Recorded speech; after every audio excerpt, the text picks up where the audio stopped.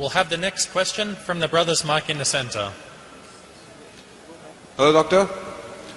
My question pertains to the point you're talking about. My name is Naresh. My question pertains to the point that you were making about intoxicants, small intoxicant, like you have in small quantities or big quantities, it's the same thing. It is an intoxicant. So how does it boil down to like smoking? Like it's a small intoxicant, like whatever high you have, it's for like 5 seconds, 10 seconds. How do I convince a Muslim friend of mine who says that's a grey area? There's nothing like, it's not permitted, but it's not banned, or it's not totally not allowed as such. MashaAllah, a non-Muslim friend, Naresh, wants to convince his Muslim friend that I smoke as well. As far as smoking is concerned, he said what intoxicates in large quantity is prohibited in small quantity. That's the hadith of beloved Prophet Muhammad.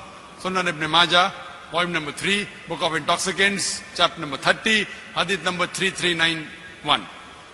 But this, as far as smoking is concerned, all type of smoking is not intoxicants. Right? But I know ganja, charas is intoxicant, so that falls in the intoxicants. But if it is not intoxicating, there is another verse of the Quran. Previously, there was a fatwa amongst the shuyukhs. There is a hadith which says that don't have onions because it smells. So when you go for salah, don't have onions, it has got bad breath. So based on that hadith, people used to say that smoking is makruh because it smells. Because of lack of knowledge of science. Today, we have come to know that tobacco, in any form, smoking, chewing, etc., is the second largest cause of death. The first largest cause of death is alcoholism. Several millions of people die every year. It is the single largest cause of death.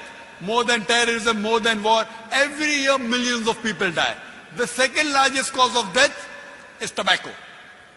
According to World Health Organization, every year more than 4 million people die only because of tobacco.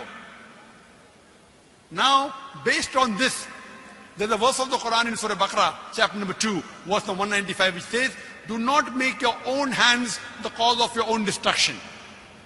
That means committing suicide or causing self-loss is prohibited. So based on this verse, today we come to know smoking is nothing but slow poisoning. So based on this verse today, there are more than 400 different fatwas from different parts of the world that smoking is haram. Tobacco is haram. Only in India, where I come from, there the scholars say makruh. Why? Most of them have tobacco.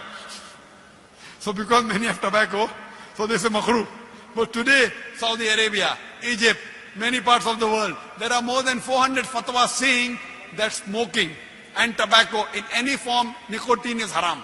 So Islamically today, smoking is haram based on the verse of the Quran, Surah Baqarah chapter 2, verse number 195.